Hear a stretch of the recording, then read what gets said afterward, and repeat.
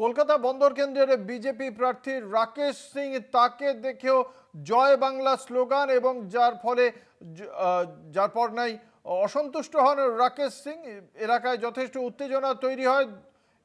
রাকেশ সিং, তাকে দেখেও জয় বাংলা স্লোগান দেওয়া হয়। কলকাতা বন্দর কেন্দ্রের ঘটনা, ভবানীপুরের শুভেন্দু অধিকারীকে দেখে জয় বাংলার পাশাপাশি কলকাতা বন্দর কেন্দ্রের বিজেপি প্রার্থী রাকেশ সিংকে দেখেও জয় বাংলা স্লোগান দেওয়ার ঘটনা ঘটেছে। বিশদে জানবো, আমাদের সঙ্গে রয়েছেন আমাদের প্রতিনিধি রিয়া মাঝি। রিয়া, ঠিক কি পরিস্থিতি তৈরি হয়েছিল, ঠিক কোন জায়গায়, কলকাতা বন্দর বিধানসভা কেন্দ্রের কোন জায়গায় এই ঘটনা? দেখো, তোমায় জানিয়ে রাখবো যে বন্দর এলাকায় রাকেশ সিং তিনি কিন্তু বিভিন্ন জায়গায় ঘুরে বেড়াচ্ছেন।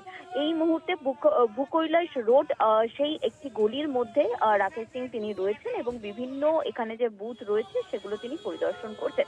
এবং সেই সময় দেখা গেল যে যখন তার গাড়ি এগিয়ে যায় সেই সময় কিন্তু দু জায়গায়, একটি ভূকৈলাস রোড আরো একটি জায়গায়, এই বন্দর এলাকার দু জায়গায় দেখা গেল যে রাকেশ সিংকে দেখে তারা রীতিমতো জয় বাংলা স্লোগান দিতে থাকলো এবং একাধিক কটূক্তিকর কথাও কিন্তু মন্তব্য করলো বিজেপির বিরুদ্ধে বলে এমনটাই দেখা গেল।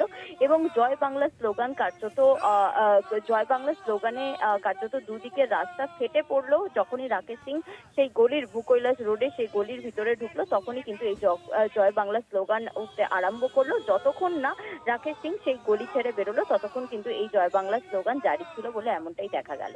ধন্যবাদ, আমাদের সঙ্গে ছিলেন আমাদের প্রতিনিধি রিয়া মাঝি।